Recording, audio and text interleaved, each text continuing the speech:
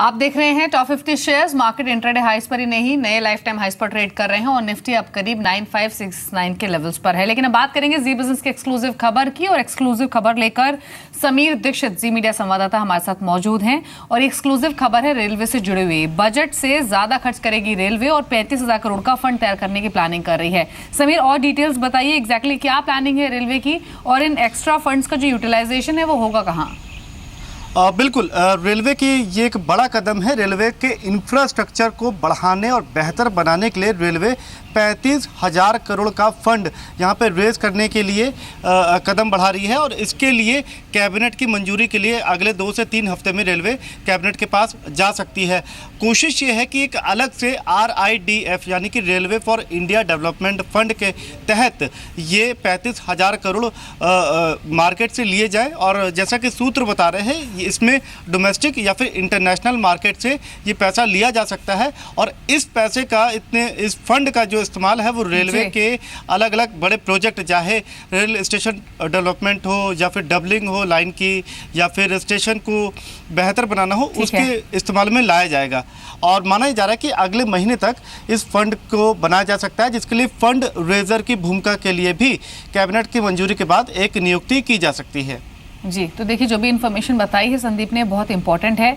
35,000 करोड़ का fund railway तैयार कर रही है जिसका नाम RIDF फंड होगा यानी railways of India development fund और अगले महीने कैबिनेट से इसका अप्रूवल मिल सकता है। इंपॉर्टेंट इन्फॉर्मेशन ये है कि इस RIDF के जरिए जो फंडिंग होगी वो बड़े इंफ्रा प्रोजेक्ट्स की होगी जिसमें स्टेशन रीडेवलपमेंट रेलवे एक्सपेंशन पर खर्च किया जाएगा, जो फ्रेट टर्मिनल अपग्रेडेशन है वो होगा, पोर्ट कनेक्टिविटी पर भी खर्च बढ़ाएगी। तो ये इंपॉर्टेंट खबर है पूरे ही रेलवे स्पेस के लिए। शुक्रिया समीर ये सारी इन्फॉर्मेशन शेयर करने के लिए। एक्सक्लूसिवली नजर रखकर चलिए रेलवे स्टॉक्स पर, कर्नेक्स, माइक्रोस्टोन, इंडिया, इन सभी स्टॉक्स पर आपको ध्यान देना है क्योंकि स्टेशन रीडेवलपमेंट हो, फ्रेट टर्मिनल का अपग्रेडेशन हो या फिर पोर्ट कनेक्टिविटी हो, ये सभी शेयर्स इसके बेनिफिशियरी होंगे। Walchandnagar Industries, Kalindee Rail, Kernex Micro, Titagarh वगैरह इन सब पर आपको ध्यान देना है। Nitin Fast, Stone India, BHEL, कुछ और कंपनियां हैं जो कि इस सेगमेंट से जुड़ी हुई हैं।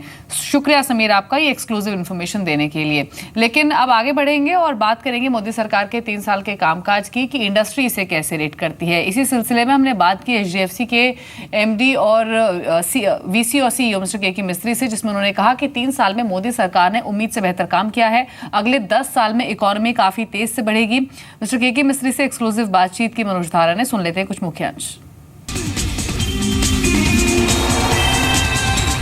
यहाँ पे आपको क्या लगता है कि मोदी सरकार के जो 3 साल कंप्लीट हो रहे हैं और यहाँ पे ओवरऑल इकोनॉमिक सिचुएशन और मैक्रो लेवल पर जो सिचुएशन है उसको आप कैसे इवैल्यूएट करते हैं? If you can just begin with.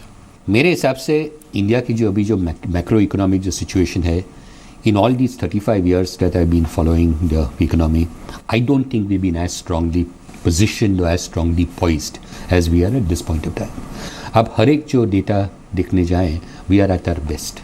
Current account deficit completely under control, fiscal deficit under control, inflation has come down. कितने inflation तो इंडिया में 11-12% था at peak at some point. Today inflation has been significantly controlled.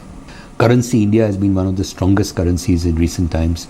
जो अभी आप recently देखेंगे the rupee has appreciated against the dollar. RBI has built up so much of reserves.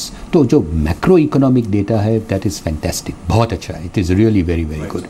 And India is poised to be amongst the most significant economic countries in the next 10 years, along with China, along with US. So जो macro data है वो it's fantastic. I think the 3 years of the Modi government have been fantastic. There are so many initiatives, so many initiatives that the government has taken in the course of these 3 years to take India forward.